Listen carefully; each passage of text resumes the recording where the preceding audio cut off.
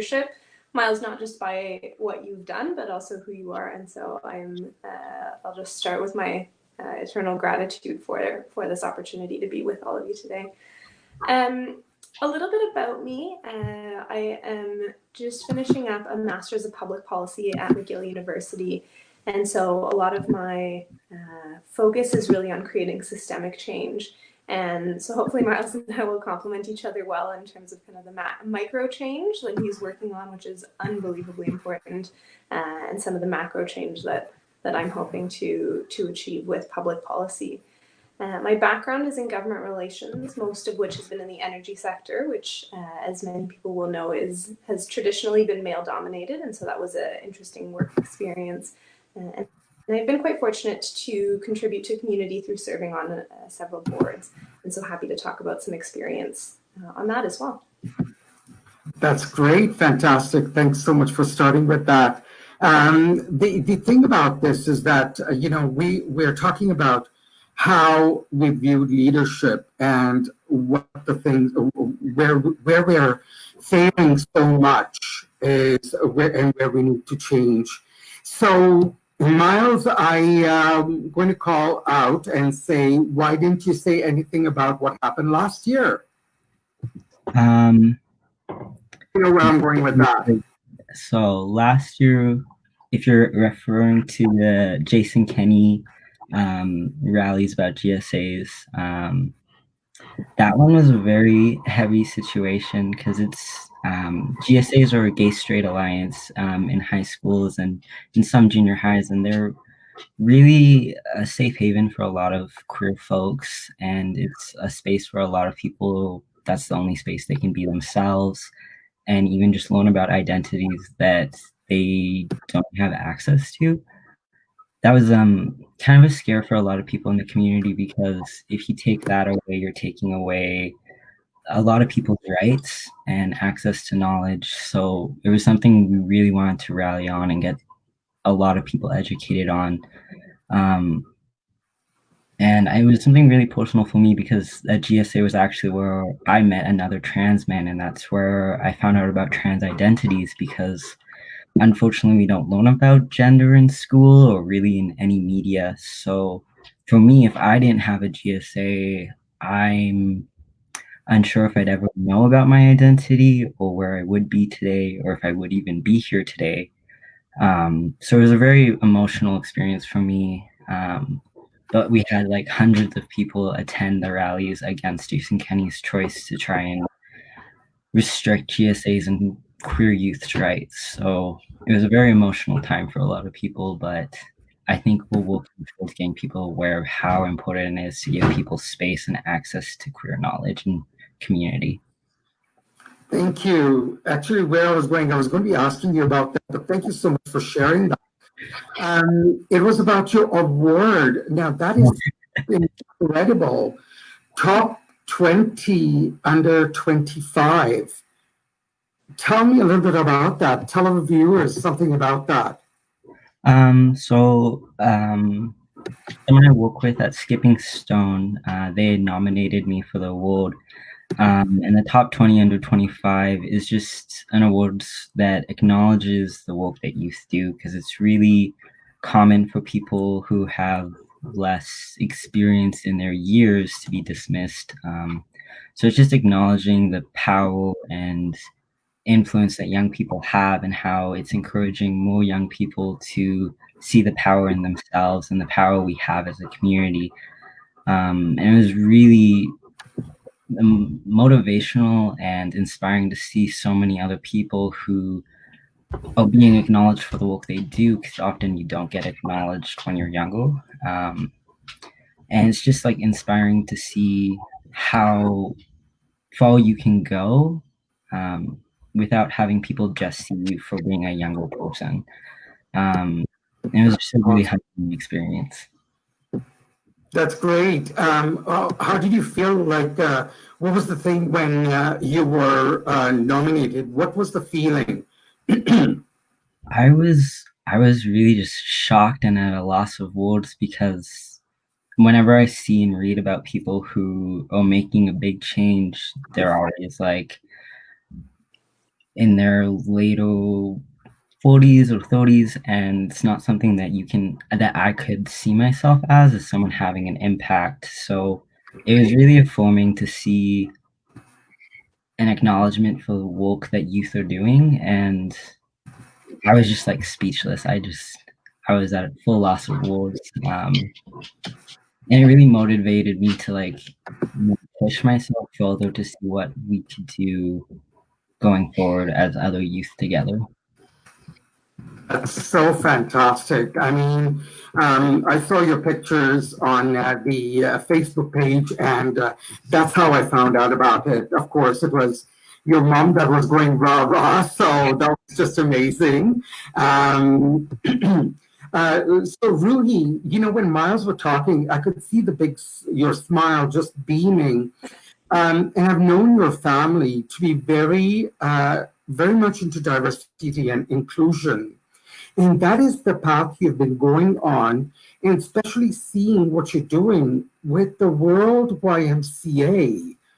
Oh my gosh, please to tell us a little bit about your role there, as well as roles with the other not-for-profit organizations. Sure, absolutely. I've always been involved in some way or another, I think largely because it wasn't optional as I was growing up. It was just being a part of community is both kind of something that was essential for me, but also for my community. And it has really changed who I am today, definitely for the better. And I hope in some way has been able to improve the community in which I live a little bit as well. My work with the YMCA, I volunteer as a member of the board of directors, and so I'm going on to my 4th year with our national board, and the 3rd year of chairing the public policy and advocacy committee. And so through that role, I look a little bit at how we influence policy as an organization. And so as an organization that's particularly focused on diversity, inclusion, youth empowerment, that's really the centerpiece of that work. And so how do we work with governments to ensure that the policies they're bringing in are supportive of the work that we're trying to do in building community? And as you alluded to, I do a bit of work with the World YMCA as well. And so I serve on the World Relationships Committee of the National Board, and was actually just recently appointed to our World Alliance Elections Committee, so overseeing the elections process for the leadership team of the international Y. And my background has not been in international development, and so to kind of our conversation about leadership, it's been a very interesting experience for me in navigating a space where I haven't had expertise historically, and have felt quite grateful that I've been given the opportunity to contribute at an international level, and by getting up to speed and working with people who know a lot more than I do. The other organization that's particularly close to my heart is Equal Voice, and so I serve on the Equal Voice Calgary board. And our goal is to get more women elected, and so to remove both the real and perceived barriers to women being able to enter politics, and kind of at the nothing without us, nothing about us without us. And so to have women at the table and really break down some of those barriers has been central to our work there. That's fantastic. Now, typically, and we see this all over, but it is the all boys and predominantly Caucasians, right? Club. How are you taken seriously when, you are stepping in as a POW, and, somebody who doesn't have the grays, because that's what we associate the leadership qualities to lie. Yeah, absolutely. I think for me, fundamentally, it's been about respecting the experience that's been around the table, and making it become a very collegial environment, that it's not competitive, it's not you versus me, it's respect for the experience around the table, but also the acknowledgement that I bring a unique, fresh, and interesting perspective. And it's not to override what the experience and expertise that's around the table, but diversity of thought and value for it, I think, is so central to us being able to move forward. And I found that that approach has actually worked tremendously well. And we often start with the assumption that youth are imposters. And I think once we get over that and have a bit of the confidence to say, no, I do add unique value. I'm not here to kind of be unruly all the time, anyways. And I'm here to help make progress. I think in my personal case, it's more often than not, for sure, been received with open arms. So in the old school, I would call you a disruptor. You're very disruptive. Both of you. Like, how could you be so disruptive? But you are smashing that glass ceiling there, right? And when we are looking at those kind of things, there are so many boundaries you're crossing, but you're crossing them for making things better. So, Myles, when you talked about, creating the space for others to join in, creating that rally, and I, even while you're talking over here, you're coming as somebody who's very mild, who's very, and I have interacted with you, especially during the Nowruz celebrations, because you mentioned you're biracial. Your dad is from Iran. By the way, Ruhee, they have an amazing cafeteria, a restaurant. It's Patisserie du Sol. As soon as I even see that, I've started to put on 10 more pounds and I've lost 200 pounds. So you're not doing good, okay? And I know you're serving over there, Myles, so stop it, okay? Went to their place and oh my gosh, like his mom is not of Iranian descent, but she also found out her birth family, and it's such an amazing story of how inclusive Shar is and what a strong force of power she is with accepting of everyone, of all, and diversity and inclusion, how she's even stood and with you. If you know what I mean, is when we're talking about lots of mental illness and we say walk each other home, we're walking each other home. We're not saying that nobody has this. So can you please tell us a little bit about, you told us you did that, but why did you want to go ahead and, create that space? Because you know what, you could be just happy as many other young individuals are, and playing with their devices. So please do share that. I think for me, a big reason why I am so heavily involved in activism is really going back a little bit to my coming out as transgender. My mom, she tried to find resources for me because I was really struggling with my mental health and my identity. And thankfully, one of her friends suggested Camp Firefly. And that community really lit to me what activism is about and how integral it is. And I think the more you get involved in your communities, especially as marginalized people, you really kind of have it a part of your identity now. Everything I look at now, I have a lens that has been passed down generationally through racialized groups, queer groups, people with mental illness. It's quite beautiful when you think about the passion and knowledge that's passed down through these communities. And it's something that I want to continue doing, is passing down that advocacy for other youth and for people in my generation as well.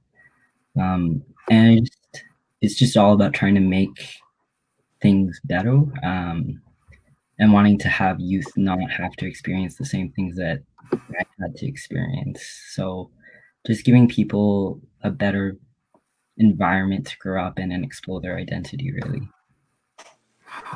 That is so beautiful, Myles, because it talks about the values. It's like a whole other family, I feel like, within activism. And like just so personal, but like I feel like activism has really grounded me as well, like has affirmed my identity and made me confident in my own self. And it's really taught me how to work on myself while also working on my community and family and like challenging the own things that I've internalized within the culture we're in. So it's always ongoing for me, and it's always what step can I do next? Bravo, bravo.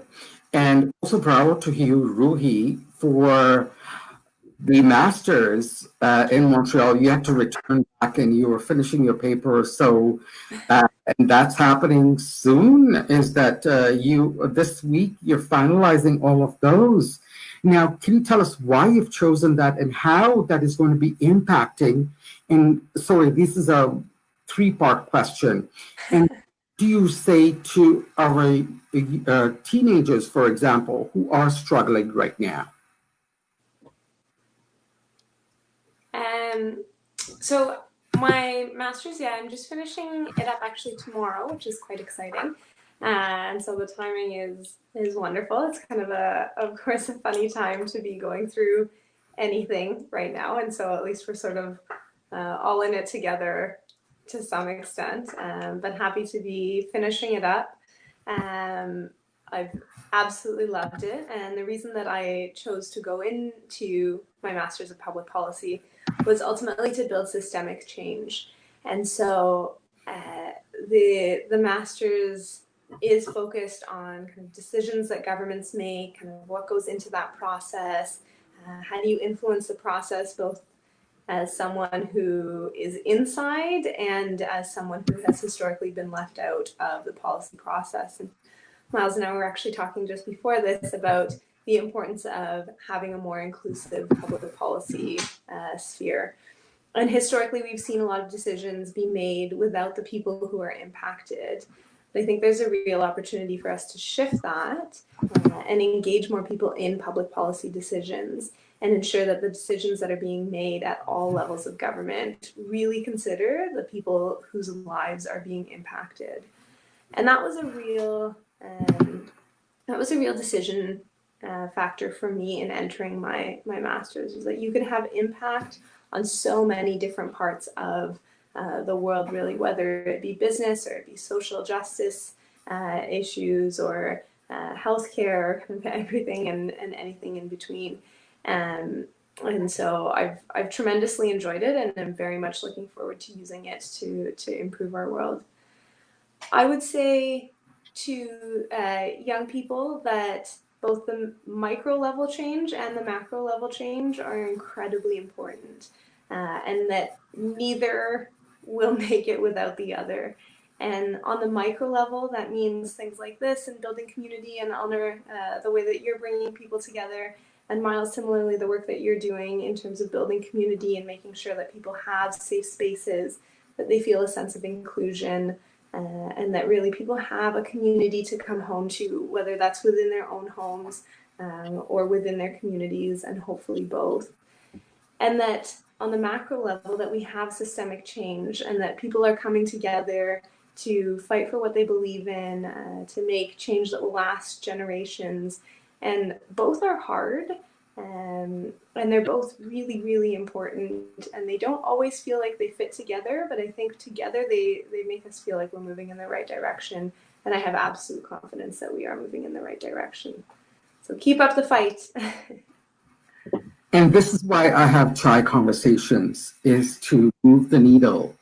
And, you know, many people think that I'm doing these sessions for everyone else, but I'll be honest, so I can grow. And I'm growing so much. I'm kidding. It's you know, it's a multifaceted, right? Is that I don't come and say I know it all.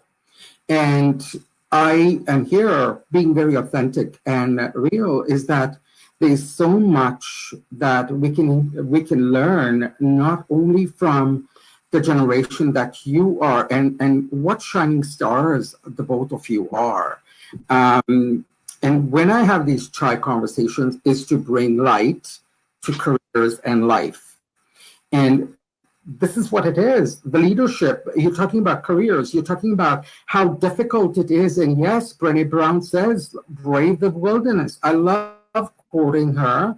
And you know what? I totally admire her. And last week I had Caroline Cares Fernandez, and she's used the Cares in her name. And she reminds me of the New Zealand Prime Minister, of bringing empathy in leadership, which is so important, especially in these polarized times that we have, where we are so much into breaking each other apart and not really holding each other together.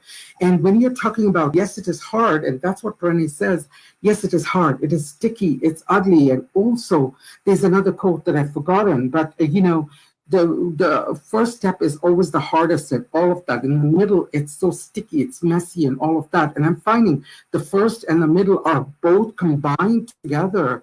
And when we look back, when we connect the dots, and that is what you were talking about, Ruhee, is that is where we will see, oh my gosh, yes. And so I keep on applauding the both of you.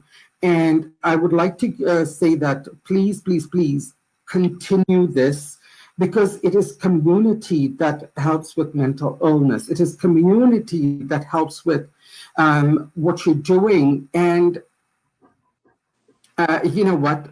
Both your moms, I'm sorry, I don't know Allah that well. I know he's a fabulous chef and he's got a great heart and all of that.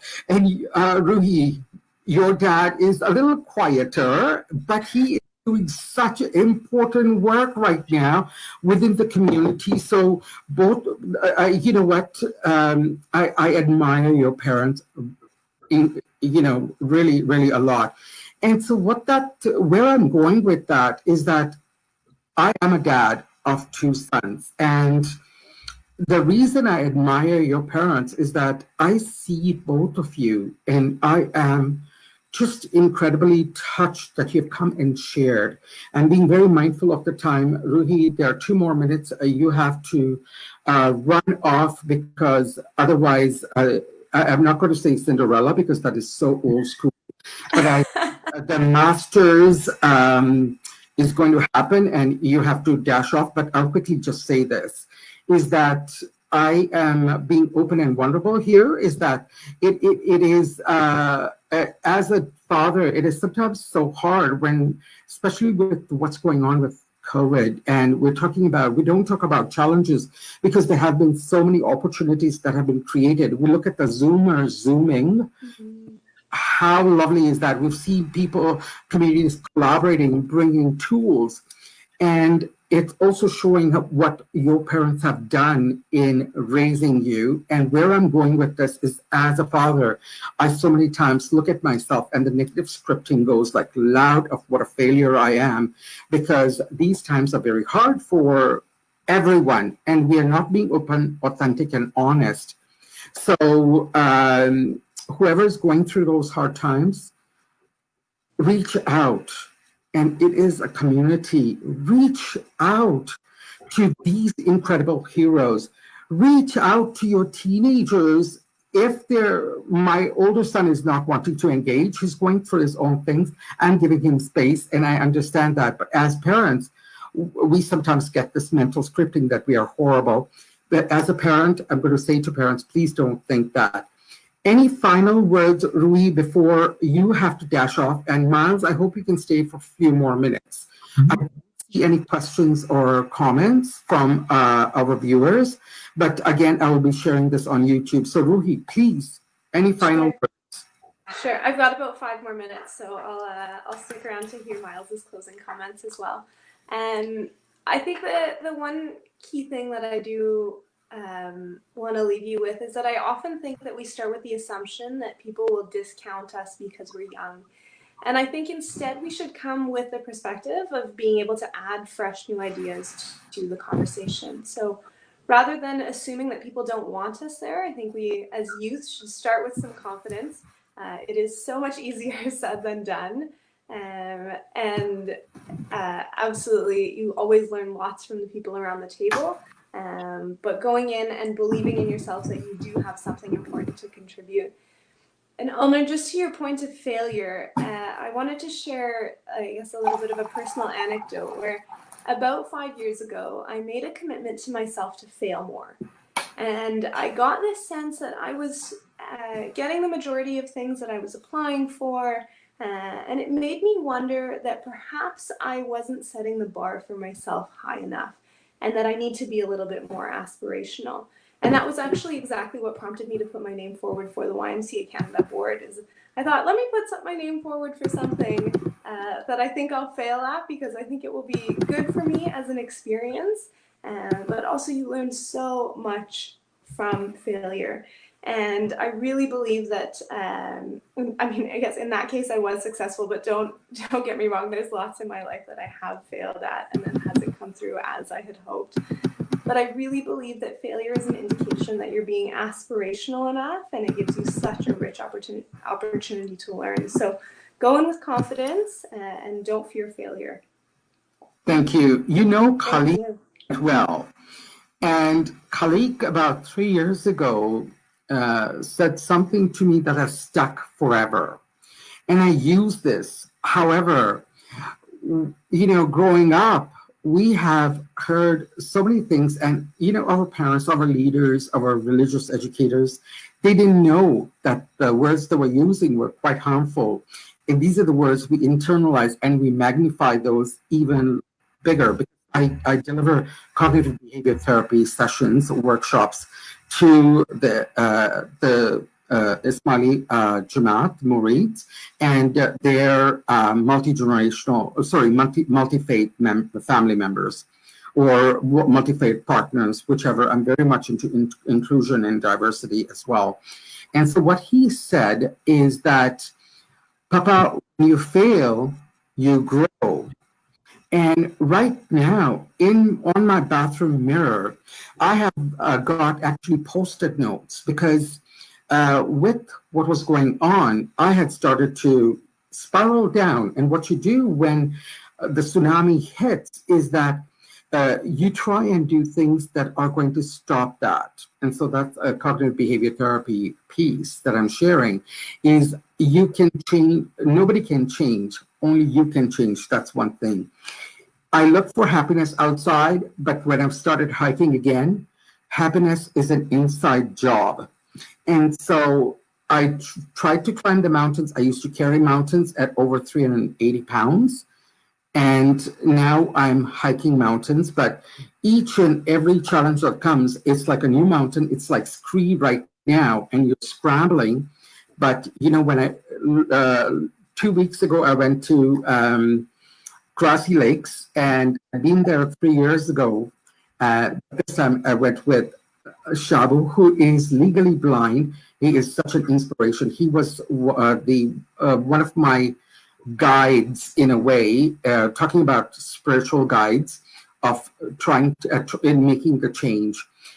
And so when I went, it was not hard at all. We went up the harder way, but there was a cave at the top. And I couldn't go in there 3 years ago. And this time I went in there because I've lost even more weight and I accepted that failure as part of growth. So I'm sorry, I'm long-winded in sharing that. Thank you, Ruhee.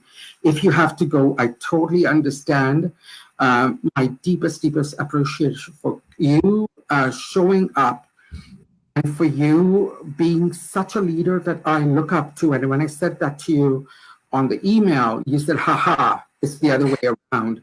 So modesty is another great quality that both of you have, and keep that up because you are a leader in all ways that I am saying. So go, go. Thank you so much. No, thank you for having me today. And absolutely, I do look up to you as a leader. And I think if we all continue to look up to each other, the world will be that much better. But thank you so much. And thank you, Myles. It is my pleasure. I'm kind of fading there, so I don't know what's going on. I don't know if you can see my banner is kind of looking weird.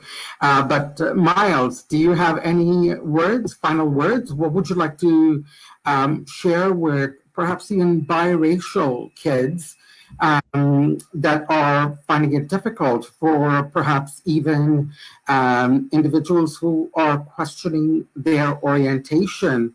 And I don't even know why there is the two LGBTQs. I may be wrong with that. All of that. What are some words you can share with with somebody who is having issues? It doesn't even have to be youth, because there are so many people who are struggling. Mhm.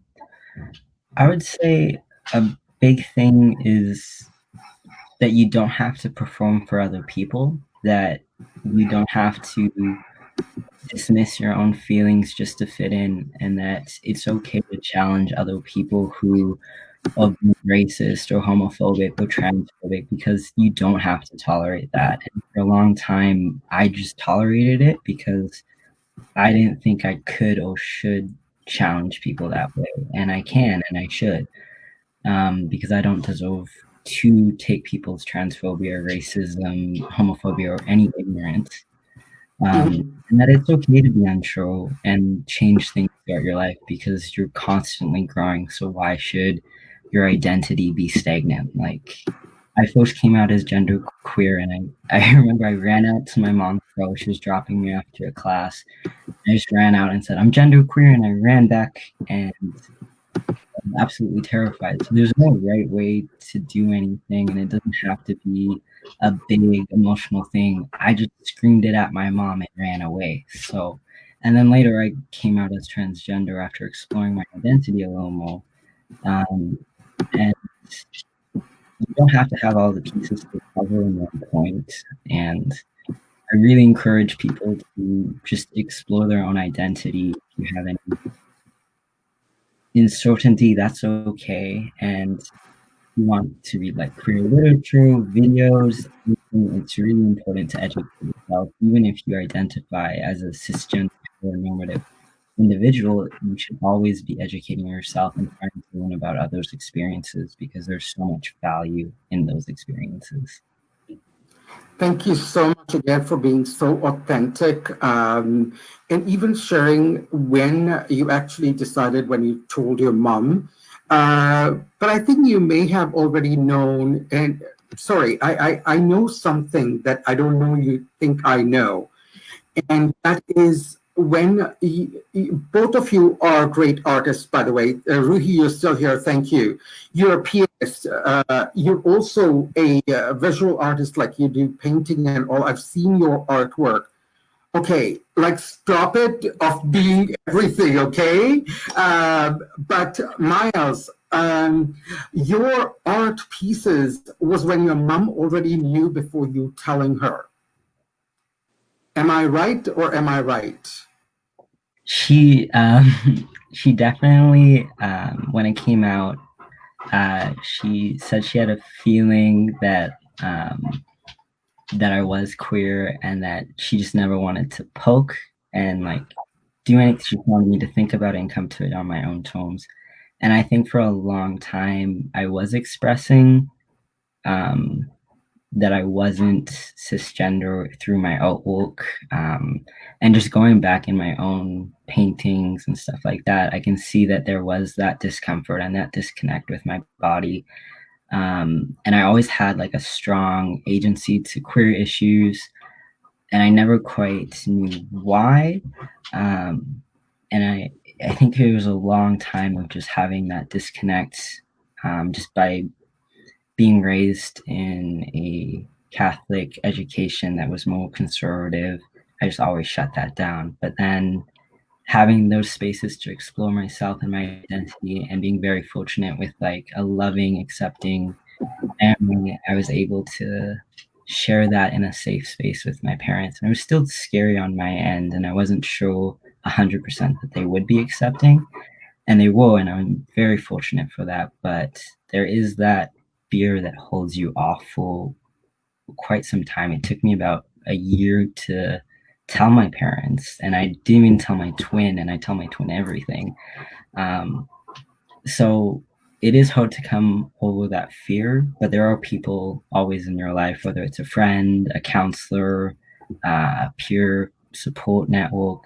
You can always tell someone.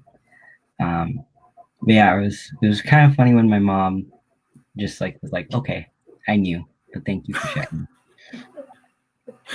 I can just see her doing that. And also, not only your mom, but her close circle of influence, her friends, lots of them are gay and lesbian, and and so there has been that open space there that have been created for you.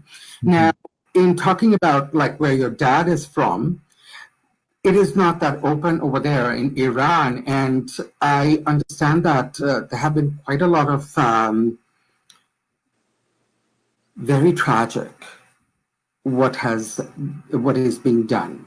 It's very tragic of what's being done in so many places across the world, mm-hmm. where we are not open to love is love, and we are very, and you talk about growing up in the Catholic education system and all of that. So how was your dad? And I'm sorry if I'm being very intrusive over here. I deeply respect him as well. But, growing up in a culture, and yes, he had moved to Paris and studied his art over there. Yes, he's an artist, and his artistry is very delicious. Again, oh my God, I've put on another 10 pounds. My mom actually talked to my dad about it because it was hard for me to be more emotional on that level, because in my head, masculinity, you don't talk about emotions, you don't really get that personal. So at the beginning of my coming out, I was still heavily holding on to this conservative narrative of masculinity. So my mom talked to him about it, and like a week later, he came into my room and I was really nervous, and he just sat down and said, I don't understand this fully. I'm going to work on it to understand it, but I love you no matter what, and I love you forever, no matter how you identify or what you do in life. So that really, my dad, he really does break down masculinity to me, and showing that you can be vulnerable, you can admit when you're not sure about something, and you can always have love first.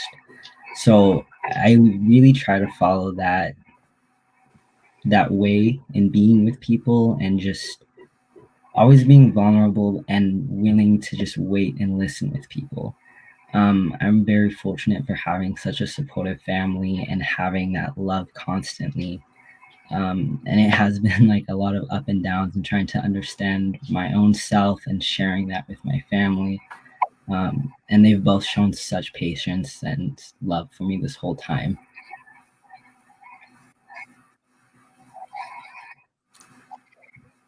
I too have tried to break the male toxicity that I grew up with, and was getting quite emotional here. And growing up, being told that, boys don't cry. In my family situation, we have polarizing views on raising kids, which is quite difficult for the children. But I can totally understand where we grew up, and growing up in China, for her, that is the way it is. And also not expressing emotions is one big thing. Not talking about things publicly is another thing. That's in China. And the amount of suicides that are happening, and I'm sorry I'm bringing this up here, but during May Mental Health, I had two young ladies who spoke about their own journey of how they were going to, and now they're opening space, and I see that in you.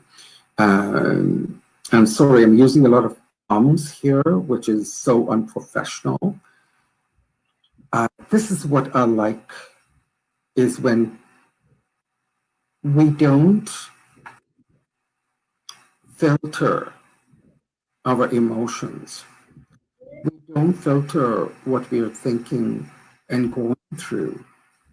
And I'm so glad I asked that question, because that was a question that was not scripted.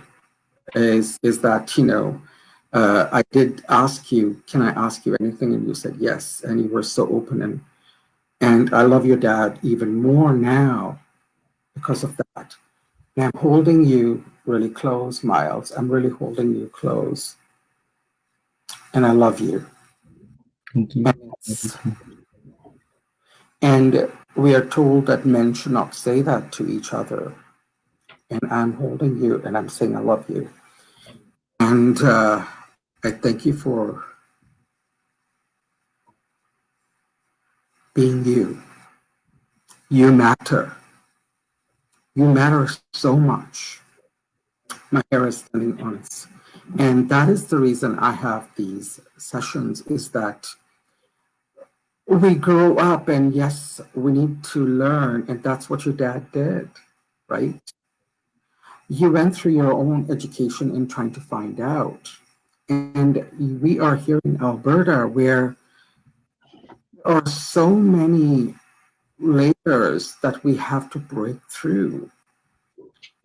And with what happened with the Black Lives Movement, is grateful that people are speaking up, and there is this piece about the, being sorry, what's the word? Being privileged. And when I talk about also in my culture about being privileged, is that there are so many times I have to break down walls because I had a family late. I was a starving student and I was working full time, going to university in the evenings full time, and putting on henna and being called gay to my face. And here I was trying to sustain myself so I could purchase books, textbooks, and have food. So we all keep on going through life, and we all, we judge whether we say we do or don't. And when people say they don't, I question, okay, when you go to the market and purchase fruit, do you look at the dented fruit and pass that by? And they say, oh, yes, I get this. Okay, what about clothes? And when I teach the Living Life to the Full, there's this lady who loves name brands. I do too. Sorry, I'm just going off on a tangent here. But the reason why we judge is before it was for safety, we had to judge whether the environment was safe for us. Right now, we have that safety, but we've created all these false walls. And what I tell people is that what COVID has taught us is that you can have a job and it can go away. You can have money and that is gone. The one thing that will not go from you is your education and your faith or spirituality and all of those, right? But yet we keep on holding on to monetary things. And where I'm going with that is that when we pass this life, what are we taking with us? And so to live life to the full.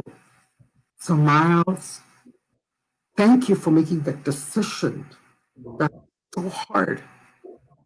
That you broke through so many layers and decided to be who you are, where so many people are not being who they are. And yes, you're smashing that leadership glass ceiling. You're smashing the glass ceiling of the tragedy of what you were and who you became and who you are going to be in the future. Right? Myles? Thank you. And that's the reason I have these chai conversations, is that we are all drops from the same ocean. We're all one, but yet we cut each other down. So please bring some love.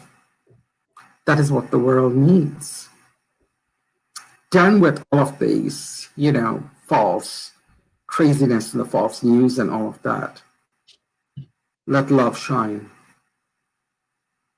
And I'm not saying that I'm perfect. I've made so many mistakes as a parent, as an individual. But let's change this from right now. And to reach Myles, he is on Instagram. He is now on LinkedIn, and I'm going to be heavily critiquing it and, be sure he's showing up. He just started that LinkedIn account. And you're so welcome. He's also on Facebook. To any youth that are struggling, please do reach out, as I know Myles will provide that safe space for you. He is on several not-for-profit as well, and he's opening space for 2SLGBTQI plus or L plus. I plus. I plus. What's S? So 2S is two spirit, and it used to be at the back, but a lot of people have been moving it forward because Indigenous cultures prior to colonization honored queer people in the community, two-spirit in the community. So it's trying to acknowledge that homophobia and transphobia is a colonial aspect and has been taught by us, and that if we unpack colonial beliefs and misinformation, we can rise up as a community and honor the cultures that did have queer people as vital parts of their communities. So it's just something that I like to have and acknowledge, that queer people were not always shunned out of society, that queer people were valued and loved, and that we can get back to that place and honor Indigenous people and culture too. Thank you. So for your next virtual keynotes, webinars on career, job search, LinkedIn, and about the life issues that are happening right now, please do reach out. I am Ulner right here, Facebook. My hashtag is I am Ulner, and I have TriConversations, because by having TriConversations, we open up and build a community, and that's what we are doing over here. You can find me on YouTube as well. I have now 100 subscribers, so I need to figure out how I can broadcast just the I am Ulner, which I was able to do a couple days ago. And please do connect with me on LinkedIn. I do have the follow button. You just click on the 3 dots and scroll down, personalized invite always, and build relationships, because that's what we're about. Thank you. And next week, I am going to be having 3 more leaders. One is going to get back and let me know if she is confirmed.